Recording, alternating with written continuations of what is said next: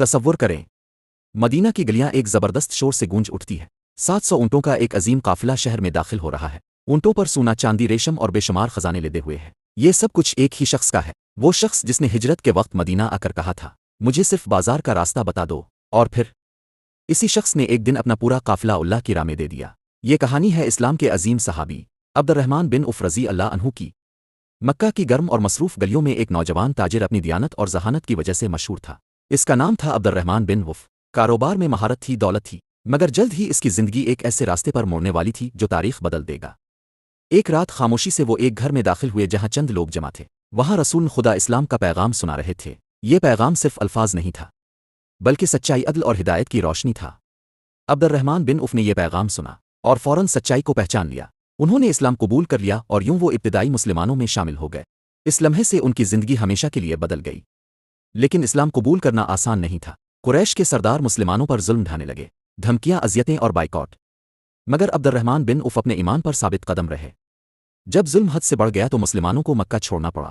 عبد الرحمن بن عوف بھی ان خوش نصیب لوگوں میں شامل تھے جنہوں نے حبشہ کی طرف ہجرت کی۔ یہ ہجرت صرف سفر نہیں، ایمان کی حفاظت تھی۔ بعد میں جب رسول اللہ مدینہ کی طرف ہجرت فرما گئے تو عبد الرحمن بن عوف بھی مدینہ پہنچ گئے۔ یہ ایک نئی زندگی کا آغاز تھا، مگر ان کے پاس نہ دولت تھی نہ سامان۔ مدینہ پہنچ کر ایک انصاری بھائی نے ان کے ساتھ اپنی دولت بانٹنے کی پیشکش کی، لیکن عبد الرحمن بن عوف نے فرمایا، مجھے صرف بازار کا راستہ بتا دو، اور یوں انہوں نے صفر سے اپنی محنت کا سفر شروع کیا۔ دیانت، محنت اور اللہ پر توکل، یہی ان کی کامیابی کا راز تھا۔ جلد ہی مدینہ کے بازار میں ان کا نام ایک کامیاب اور ایماندار تاجر کے طور پر مشہور ہو گیا۔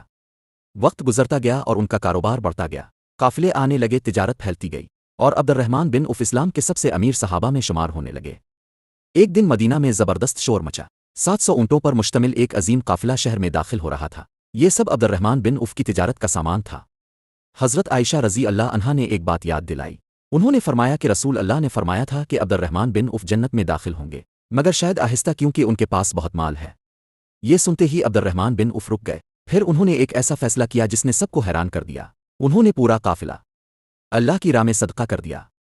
عبد الرحمن بن عوف نے اپنی دولت کو ہمیشہ اسلام کی خدمت کے لیے استعمال کیا۔ مسلمانوں کی مدد، جہاد کی تیاری اور ضرورت مندوں کی کفالت، ان کی سخاوت کی مثالیں تاریخ میں ہمیشہ زندہ رہیں گی۔ رسول اللہ نے انہیں ان 10 صحابہ میں شامل فرمایا جنہیں دنیا میں ہی جنت کی خوشخبری دی گئی۔ یہ اعزاز صرف چند خوش نصیب لوگوں کو ملا تھا۔ جب عبد الرحمن بن عوف اس دنیا سے رخصت ہوئے تو ان کے پاس بے شمار دولت تھی، مگر اس سے بھی زیادہ ان کی سخاوت اور قربانی کی میراث تھی۔